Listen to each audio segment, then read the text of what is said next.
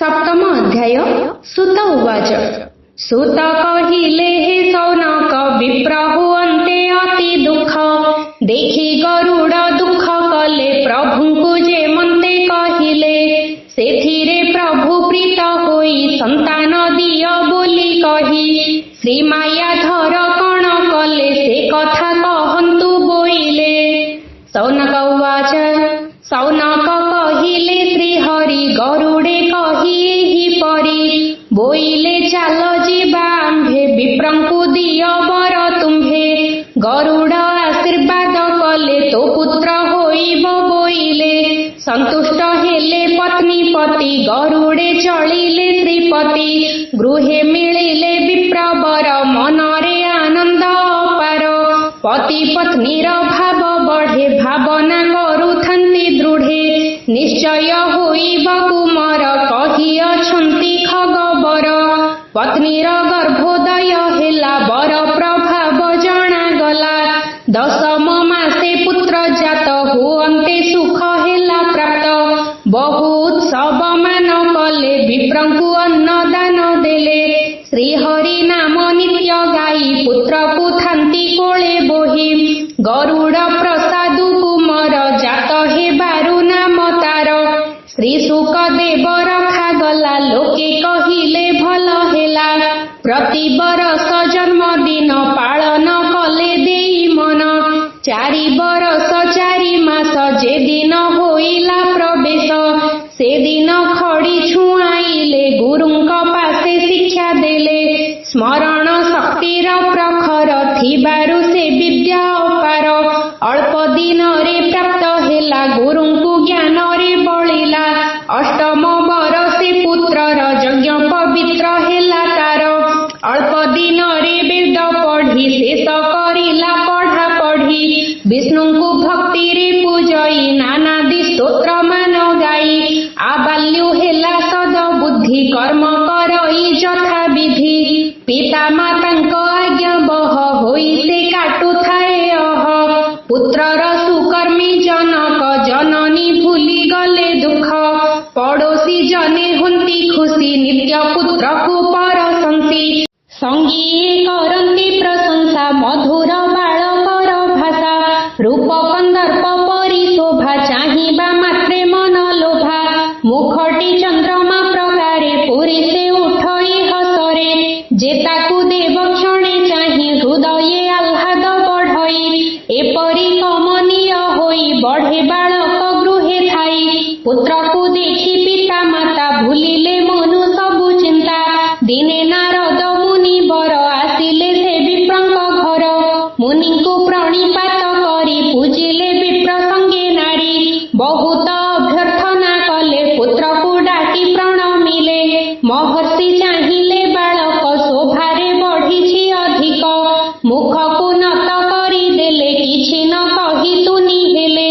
मुनिଙ୍କ श्रीमुख को चाहि विप्र पचारे तपी साई पुत्र को मोहर देखिले मुख को म्लान किंपा कले कहन्तु एथिर कारण विभ्रम हेउछि मो मन भूत भविष्य तुम्भे जान कहन्तु कि अछि घटन पुत्र को देखि प्रीत हेले तळकु मुख किंपा कले विप्रर प्रश्न शुणी मुनि कहिले दुख हेब शुणी एणु कहिबा पाई मोर मुखरे न आसुछि गिर जेबे होइब 12 वर्ष ए पुत्र आयु हेब शेष तुमर पुत्र जोग नाही एणु न देले भावग्राही गरुड़ प्रसादर फल रहिब नाही बहु काल एत संसार रीति नीति एथिरे न हुअन्तु भीति संसारे जेहु हुए जात निश्चय हुए तार मृत के आगे के पछे गमन्ति एहा ही जगतर नीति एणु ए पुत्र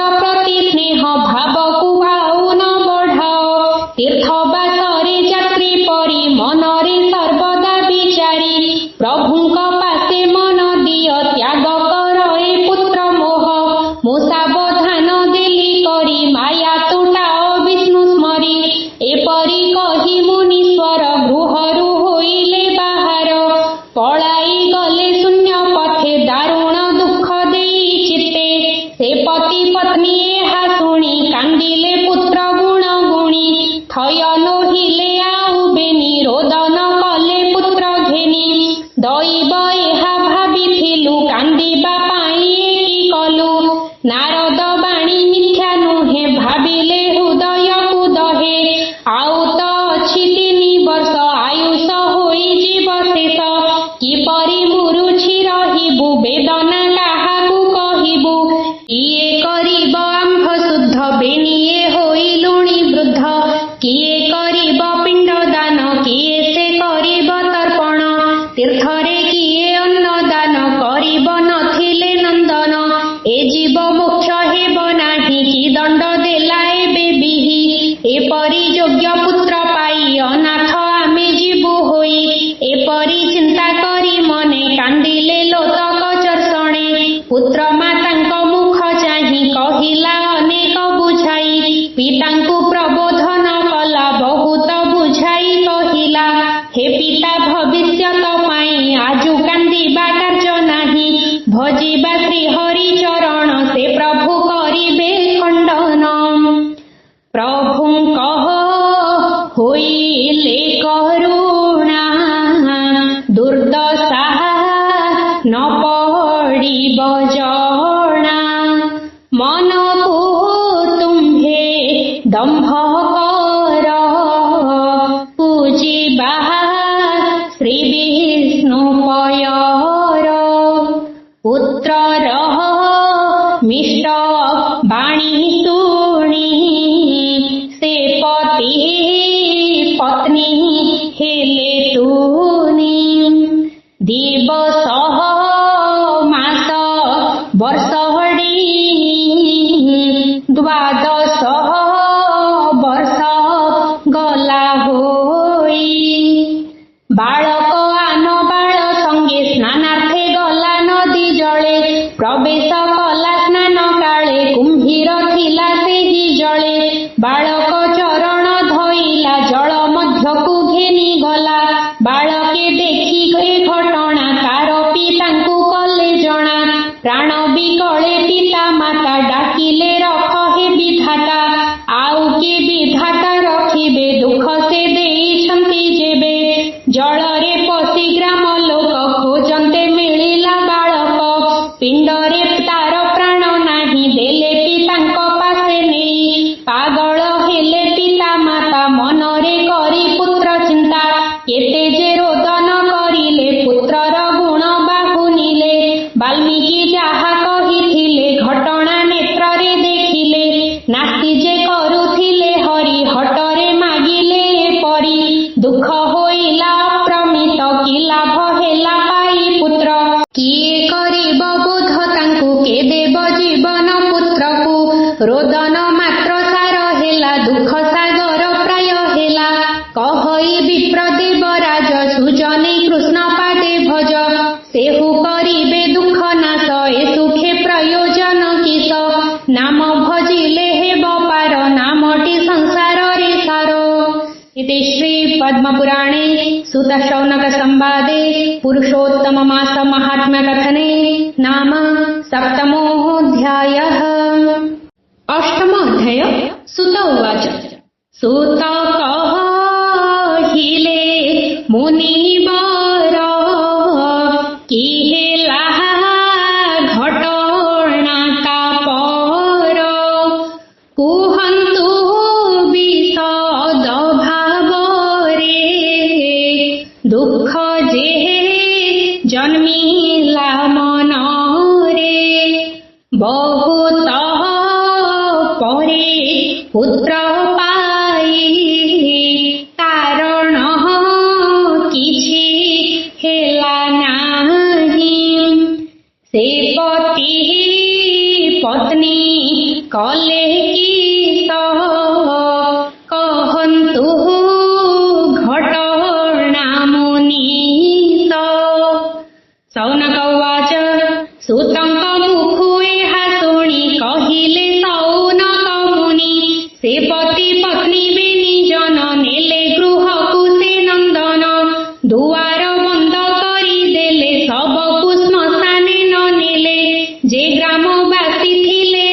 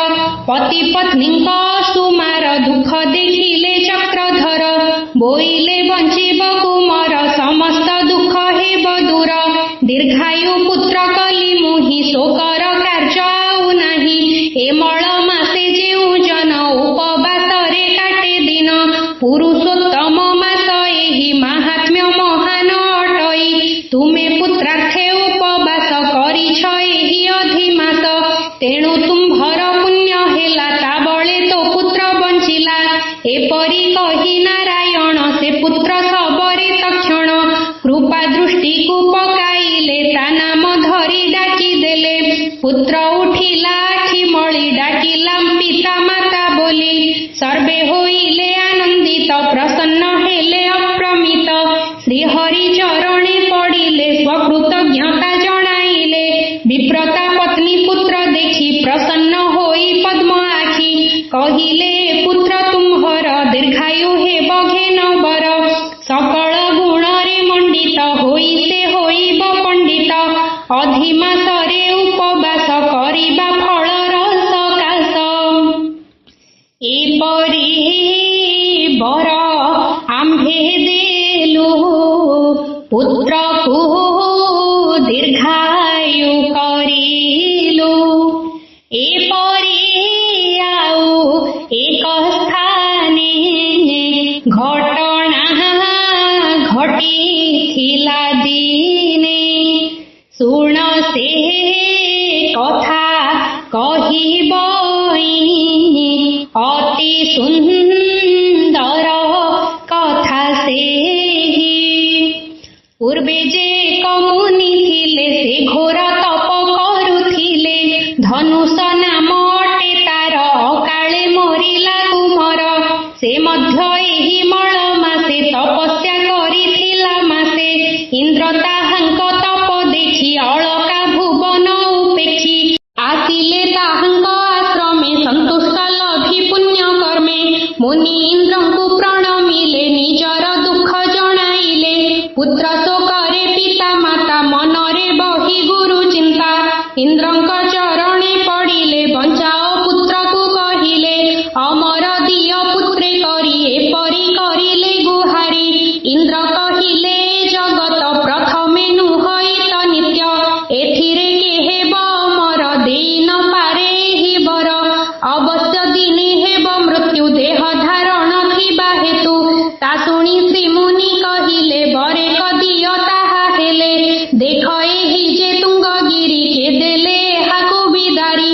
मो पुत्र तेबे मृत हेब न हेले पुत्र बंचिथिब।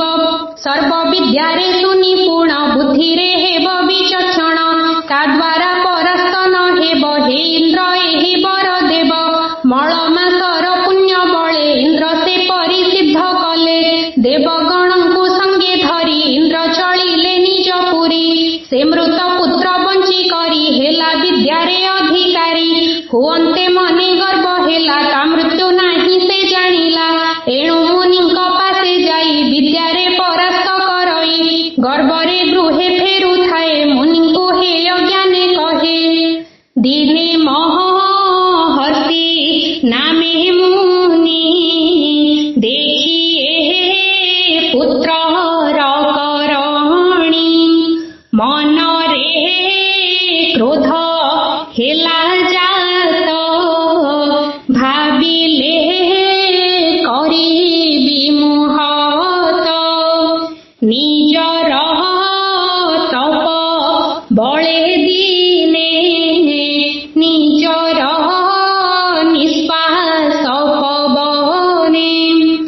असंख्य महिष जन्माई कहिले तांकु मुनि साई।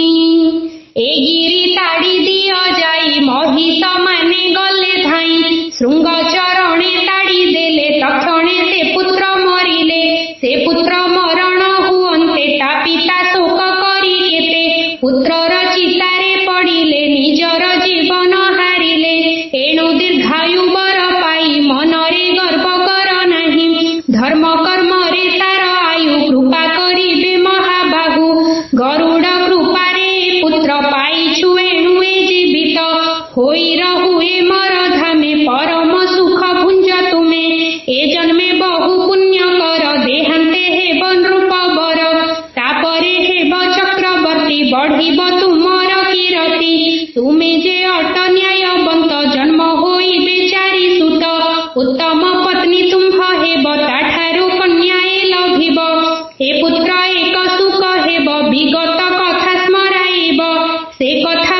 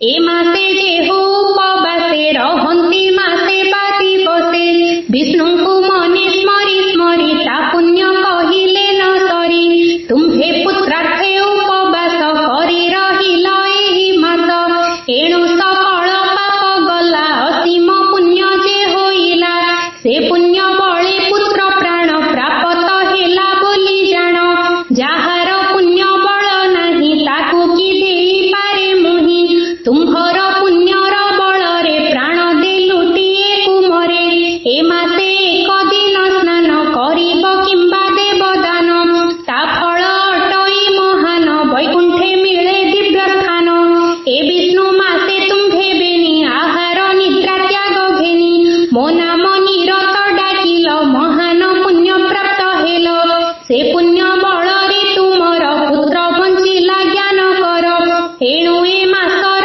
महिमा कहि न हुई ता सीमा। सुदेव उवाच श्री विष्णु मुखरुए परि शुणि सुदेव श्रद्धा भरि कहिले प्रभु भगवान कहन्तु ए मास विधान। श्री भगवान उवाच कहिले प्रभु नारायण सुदेव मन देई शुण सूर्यଙ୍କ स्थिति अनुसारे 12ଟି मास बरसरे किंतु चंद्रଙ୍କ गणनारे 12ଟି मास नाही पुरे रही बाकी किछि दिन से सबु न हुए गणन 3 वर्षरे 1 मास हुई सेहि दिन अंत ताहाकु अधिमास भावे गणना करुथांति सर्वे अज्ञानी कहे मळ मास ज्ञानी कहन्ति विष्णु मास ए मासे नाही संक्रांति तेणु मासरे न गणन्ति चारि पक्षरे मास हुए मझिरे विष्णु मास रहे एहाकु व्यर्थ मास मणि गणना करन्ति अज्ञानी किंतु ए मास व्यर्थ नुहे अशेष पुण्य ए जे दिए तेणु विष्णुଙ୍କ प्रिय मास ए मास मोक्षर सकाश पुरुषोत्तम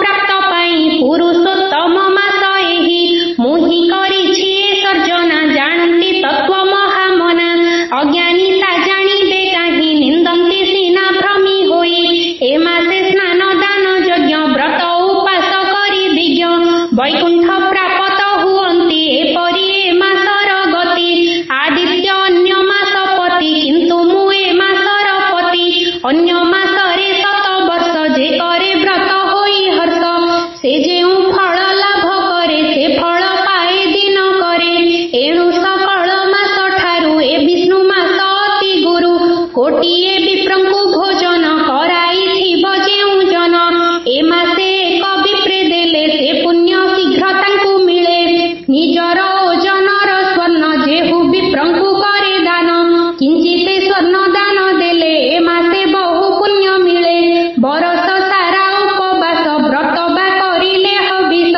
जे फल हुई प्राप्त दिन के सेहि पुण्य प्राप्त गायत्री मंत्र 112 जपिले पुण्य जे प्रकार ए अधिमासे 1 मास जपिले से फल अवश्य ए तत्व सर्वे न जानन्ति अधिमास को तेजी थांति केवल ज्ञानी तत्व जानी ए मास पड़िबार क्षणी दान तपस्या उपवास करि काटन्ति विष्णु मास एणु से वैकुंठे जान्ति अशेष सुख भुंजुथन्ति जे हुए मासे मो मंदिरे प्रदीप जाळन्ति श्रद्धारे मुहि तांकर हृदयरे ज्ञानर दीप जाळे धीरे एपरि ए मास महिमा के वर्णि पारिब ता सीमा कहई गीते देवराज सकळे श्री हरिଙ୍କୁ भज हरि हरि बे सर्व दुख रहिब नाही भय शोक।